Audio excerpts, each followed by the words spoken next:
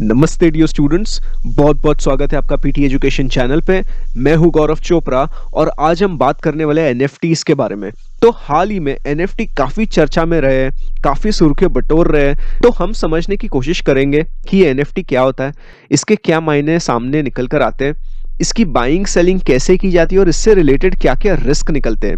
ये सारा कुछ हम आज के सेशन में चर्चा करने वाले हैं। तो आप आते आते इस सेशन को लाइक कर दीजिए, शेयर कर दीजिए और इस चैनल को भी सब्सक्राइब कर दीजिए। तो चलिए सेशन की तरफ आगे बढ़ते हैं। तो सबसे पहले आइए समझते कि एनएफटी क्या है।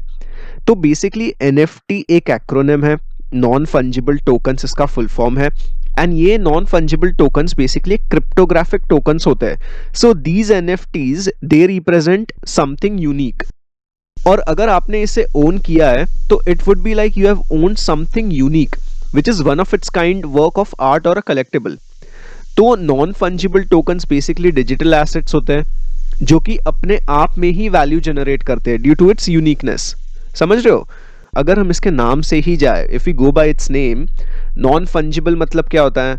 मतलब नॉन रिप्लेसेबल। फंजिबल क्या होता है? फंजिबल मतलब कोई भी चीज दूसरी चीज के साथ एक्सचेंज हो सकती है।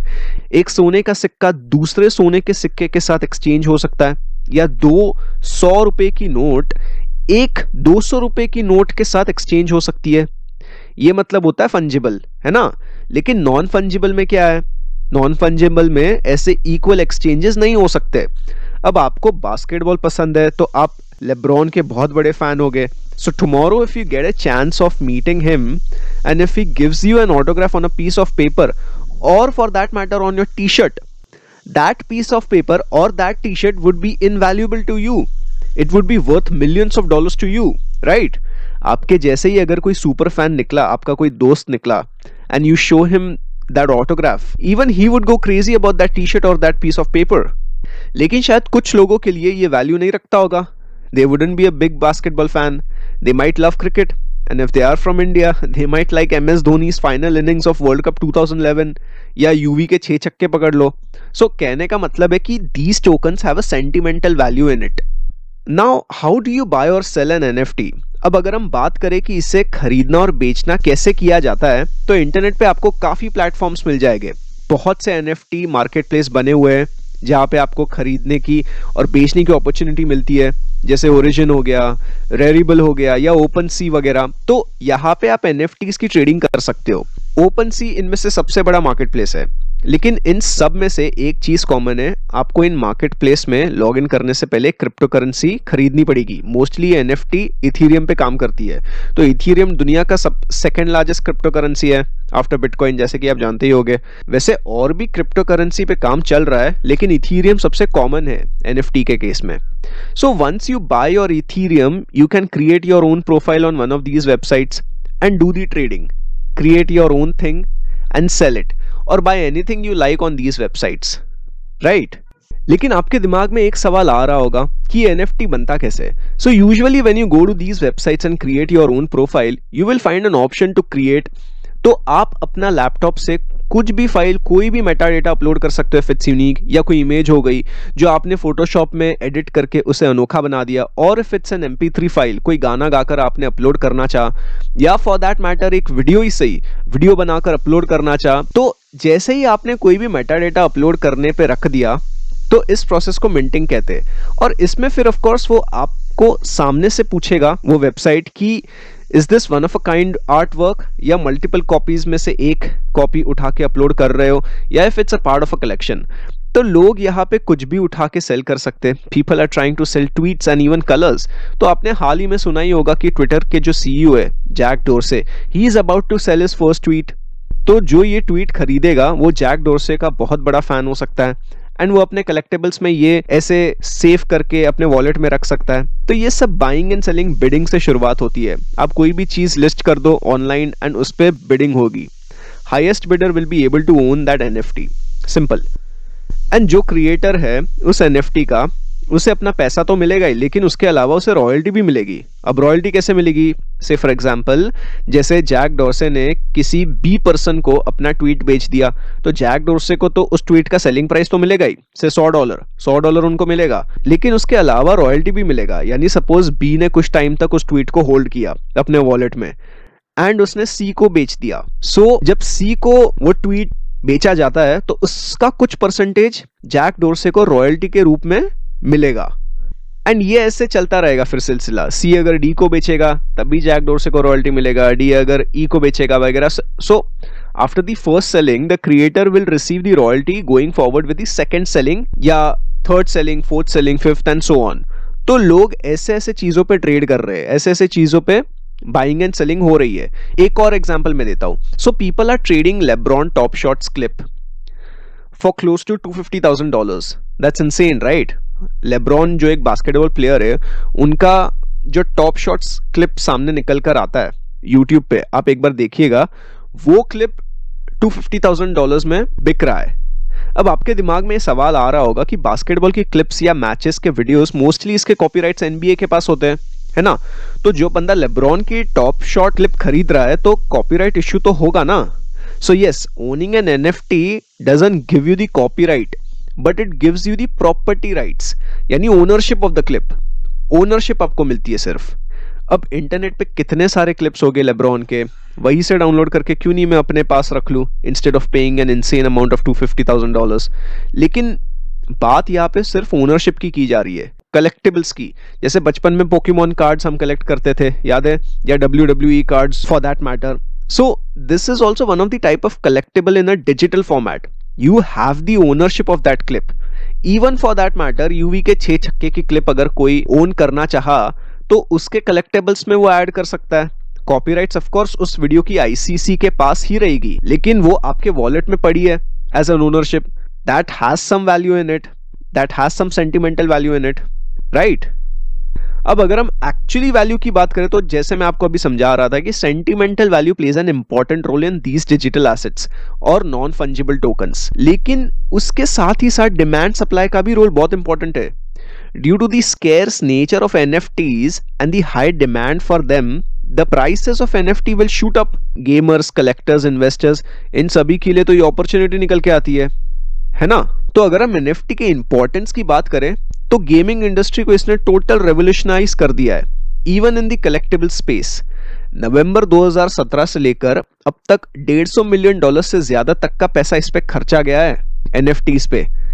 गेमर्स के लिए तो मतलब चांदी ही चांदी है। जो डाई हार्ड गेमिंग करते हैं वो लोग एक बार भी सोचेंगे नहीं कि कॉस्ट्यूम खरीदना है क्या, जो इनबिल्ट परचेजेस होते हैं गेम्स में, है ना? जैसे पबजी में था अतरंगी पैंट या अतरंगी टोपी, ये सब के पैसे लगते थे, तब आप उसे पहन सकते थे, वो जो कैरेक्टर था वो पहन सकता था यानी। So same gamers are also investing for their own leisure. उनके लिए ये तो एसेट जैसे ही हो गया। कुछ कुछ प्लेटफॉर्म्स ऐसे भी निकल के आए हैं, आप वर्चुअली रियल एस्टेट में इन्वेस्ट कर सकते हो, यानी कोई भी जमीन खरीद लो ऑनलाइन और उस पे अपना कैसीनो बना दो। ये सब वर्चुअली हो रहा है, ठीक है? रियल में कैसीनो नहीं बन रहा है, वर्चुअल में कैसीनो बन सकता है और कैसीनो से आप पैसे कमा सकते हो। ये सब डिजिटल है, सब वर्चुअल है और ऐसे ऑनलाइन जमीनें बिक रही है, एक्चुअली बिक रही है। उसमें से एक यूनिक प्लेटफॉर्म है ये डिसेंट्रलैंड। यहाँ पे तुम दूसरे यूजर्स के साथ इंटरैक्शन भी कर सकते हो, बात कर सकते हो, कॉन्टैक्ट्स बना सकते हो, जमीन खरीद के बिजनेस कर सकते हो कैसीनो वगैरह का। और गौर करिए ये सब कॉन्टैक्टलेस हो रहा है, यानी कोविड के टाइम में तो ये गोल्डन अपॉर्चुनिटी निकल के आती है इन्वेस्टर्स और गेमर्स के लिए। You can also sell individual digital items like costumes, game play के अवतार्स जो होते हैं वो तुम सेल कर सकते हो। Even for that matter game currency secondary market में जो ट्रेडिंग होती है, तो एंडलेस पॉसिबिलिटीज निकल के आती है यहाँ पे गेमर्स एंड इन्वेस्टर्स दोनों के लिए। अब अगर हम आर्टिस्ट की बात करें तो इनके लिए भी अपॉर्चुनिटी खूब निकल के आती है। They will be able to sell their digital artwork directly to the global audience. Imagine, किसी भी ऑक्शन हाउस की जरूरत नहीं, किसी भी गैलरी वगैरह की जरूरत नहीं, डायरेक्ट ऑनलाइन। तो इसमें क्योंकि ब्लॉकचेन टेक्नोलॉजी इन्वॉल्व है, तो जो आर्ट बनाया जाता है आर्टिस्टों के द्वारा, उनकी क्रिएशन की डिटेल्स तो एंटर हो ही जाती है ना ब्लॉकचेन में। मतलब आगे अगर उस पेंटिंग की बाइंग या सेलिंग हो रही है या उस आर्ट की कितनी भी ट्रेडिंग हो, क्रिएटर तो एक ही होगा उसका, एंड उसकी इंफॉर्मेशन ब्लॉकचेन में तो रहेगी। Anyone would be able to find out the art's true creator, है ना? उस पेंटिंग का ट्रू क्रिएटर लोगों को पता चलेगा। और आर्टिस्ट को क्या ही चाहिए रहता है at the end of the day? Recognition for its art. Credits जैसे हम कहते हैं ना, क्रेडिट्स देते हैं ना आर्टिस्ट को, तो आर्टिस्ट के लिए पैसे से बढ़कर ये एक चीज बहुत मायने रखती है, क्रेडिट्स, रिकग्निशन। कि ट्रू रिकग्निशन मिले, उसके काम की चोरी ना हो, उसके आर्ट पे कोई और अवैध रूप से पैसे ना कमाए, और अगर पैसे कमाना चाहता भी उसके आर्ट पे तो रॉयल्टी भी मिलनी चाहिए ना उस आर्टिस्ट को। तो अब बात समझ रहे हो ये कैसे आर्टिस्टों के लिए सबसे बढ़िया चीज बन के निकल के आ सकती है, total protection of their own creativity. तो ऐसे ही कैनेडियन एक्टर विलियम शैंटर ने डिजिटल कलेक्टिबल्स में अपनी दिलचस्पी जताई 2020 में, और 90,000 डिजिटल कार्ड्स इशू कर दिए on the Wax blockchain, showcasing various images of himself. So initially each card was sold for $1 and now it provides Shanter with passive royalty income every time that one card is resold. तो मेरा personally इस पे opinion इसके favor में ही है, considering the artist rights are protected and you can actually showcase your own art to the entire globe. Global audience हमें मिल जाती है, no middleman involved and you get paid for your creation in a fair manner. Right अब आइए इसके risk की हम बात कर ले। किसी भी चीज, किसी भी एसेट में कोई ना कोई रिस्क तो जरूर इन्वॉल्व रहता है। अरे भाई, गवर्नमेंट बॉन्ड्स तो बस पेपर पे ही रिस्क फ्री होते हैं ना, लेकिन सरकार के डूबने के तो चांसेस होते ही है। बस एक अजम्पशन लिया जाता है कि सरकार कभी डूब ही नहीं सकती, इसीलिए उसको रिस्क फ्री कहते हैं, बट रियलिटी में there is a risk, right, even in government bonds. Well, non fungible tokens के भी रिस्क होते हैं। तो सबसे पहला है कॉन्फिडेंस। अगर भरोसा ही उड़ गया लोगों में इन एनएफटीज पे तो सारा पैसा डूब जाएगा, है ना। सेकंड यहाँ पे निकल के आता है कि कुछ कुछ आर्ट्स एनएफटीज के रूप में बेचे जा रहे हैं जो कि बड़े आर्टिस्टों के नाम पे बिक रहे हैं, but those are not the real artist, those are the fake ones, those are the fake user IDs. तो ये दूसरा रिस्क है कि इससे फिर ऑफ कोर्स कॉन्फिडेंस घटेगा ही अगर ज्यादा फेक लोग होंगे तो। एंड जो तीसरा यहाँ पे रिस्क निकल के आता है वो एनवायरमेंट रिलेटेड आता है। एनएफटी का अंडरलाइन कॉन्सेप्ट क्या है? ब्लॉकचेन, है ना। एंड एनएफटी बनाने में काफी इलेक्ट्रिसिटी खर्च होती है। The computing power required to operate the underlying blockchain system of NFTs is huge. By some estimates, one crypto transaction could gobble up more power than the average US households uses in a single day. One artist estimated that generating 6 NFT pieces consumed more electricity than his entire physical studio did in 2 years. तो आप बात समझ रहे हो ये इसमें electricity कितनी use होती है। तो ये NFT को लेकर काफी क्रिटिकल रिस्क जुड़े हुए हैं एंड गवर्नमेंट्स की तरफ से अगर इसको लेके कल को सपोज स्ट्रिक्ट रूल्स आ गए कि बिजली की उपयोग कम किया जाए तो NFT के लिए तो ये सबसे बड़ी चुनौती निकल के आ सकती है ना। अब अगर हम इंडियन पर्सपेक्टिव से एनएफटी के आउटलुक की बात करें तो एनएफटी ऑफ कोर्स इंडिया में नया है, ये नई चीज है, बहुत कम लोग इसकी जानकारी रखते हैं, लेकिन जैसे जैसे ये ट्रेंड उठेगा धीरे धीरे लोगों को एनएफटी के बारे में पता चलने वाला है, पता लग जाएगा। अब इंडिया जैसे मुल्क में इंटेलेक्चुअल प्रॉपर्टी राइट्स या कॉपीराइट्स वगैरह चीजों पे बड़ी समस्या बन जाती है, यानी आर्टिस्ट या रिसर्चर्स को अपना इंटेलेक्चुअल प्रॉपर्टी पे कभी भी सही तरीके से प्रोटेक्शन नहीं मिलता, कहीं से भी कोई भी कॉपी पेस्ट कर देता है या इन्फ्रिंजमेंट हो जाता है। तो ऐसे लोगों के लिए तो कुबेर के खजाने से कम नहीं है। Imagine people across the country would be now be able to protect their innovation and henceforth they won't need to worry about the intellectual property rights associated with their creation. तो क्रिएटर्स इंडिया में सामने आकर अपना innovation, अपना खुद का creation बेफिक्र होके पूरे विश्व में लेके आ सकते हैं। An excellent opportunity for them to express themselves without any hesitation, right? जब आपको पता ही है कि उस आर्ट की या उस कंटेंट की या उस क्रिएशन की आपकी ओनरशिप है, आपको रिकग्निशन मिलेगी एंड देन इवेंचुअली जो मार्केट प्लेस में बाइंग सेलिंग होगी उसका भी आपको रॉयल्टी मिलेगा, तो why not to get into the art if it's your passion, right? गौर करिएगा इस चीज को एंड इस बात को मद्देनजर रखते हुए इंडिया में जो one of the largest crypto exchange है ज़ेप्पे, वो कुछ ही टाइम में एनएफटी लॉन्च करने वाला है। एक प्लेटफॉर्म आ जाएगा जिसे वो डैजल के नाम से लॉन्च करेगा। तो मोटा मोटी अगर हम बात करें तो एनएफटी आज की तारीख में इंडिया के पर्सपेक्टिव से काफी प्रॉमिसिंग लग रहा है। आपका क्या विचार है इसको लेके? क्या आपको लगता है कि एनएफटी एक रेवोल्यूशनरी चीज बन सकती है, specially in India way creators struggle with their own ownership of their own creation? आपको लगता है कि ये ब्लॉकचेन की मदद से ये क्रिप्टो आर्ट इंडिया में बड़ा बन सकता है? मुझे कमेंट सेक्शन में आपके ओपिनियंस बताइए, ठीक है। वेल, आज के लिए बस इतना ही रखते हैं। कैसा लगा आपको ये सेशन मुझे कमेंट सेक्शन में बताइए। नॉन फंजिबल टोकन्स पे हमने आज काफ़ी ज़्यादा चर्चा की।